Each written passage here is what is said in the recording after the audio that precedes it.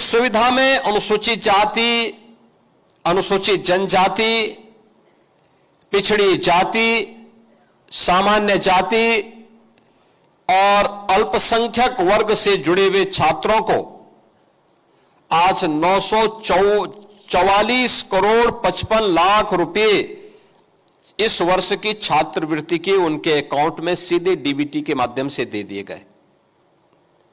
यानी नियत साफ हो,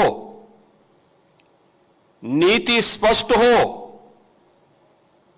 तो भ्रष्टाचार रूपी दानों को नियंत्रित किया जा सकता है। आप सोचिए ना, इसी छात्रवृत्ति के लिए आज से 9 वर्ष पहले जो नौजवान उस समय अध्ययन करता था, इसी भ्रष्टाचार के कारण उस छात्रवृत्ति नहीं प्राप्त करता था, क्योंकि पहले तो सरकार की नीयत साफ नहीं रहती थी, अपने पराये का भेद करती थी, परिवारवाद के चंगुल से बाहर नहीं निकल पाती थी,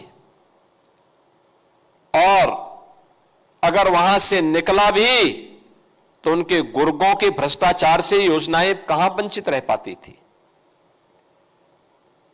वहां से भी निकल गई तो फिर बाबू नीचे का बैठा हुआ समाज कल्याण विभाग का बाबू, ये उनका भी उस्ताद था, क्योंकि पैसा लेकर के नियुक्ति प्राप्त करता था।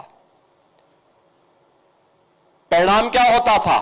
एक गरीब मारा जाता था, एक गरीब वंचित होता था, एक गरीब प्रताड़ित होता था। और इसीलिए प्रधानमंत्री जी ने कहा कि वंचित को वरीयता मिलनी चाहिए, पिछड़ों को प्राथमिकता मिलनी चाहिए, और इस वरीयता और प्राथमिकता की ही का परिणाम है कि टेक्नोलॉजी का उपयोग किया गया, ऑनलाइन सुविधा उपलब्ध कराई गई। तो यह ई गवर्नेंस से इसी गवर्नेंस का एक बेस्ट मॉडल आपके सामने इस रूप में सामने आ रहा है। यही तो सुशासन है,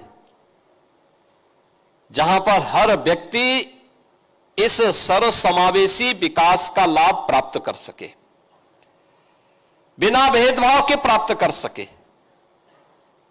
आप में से हर एक तबके का व्यक्ति छात्रवृत्ति की दृष्टि से यहां पर भी और हर जनपद में उपस्थित है। आप सोचो, 19 लाख छात्र एक साथ एक क्लिक से, जैसे ही मैंने अपने सहयोगी मंत्रियों के साथ यहां पे बटन दबाया, उनके अकाउंट में पैसा चला गया।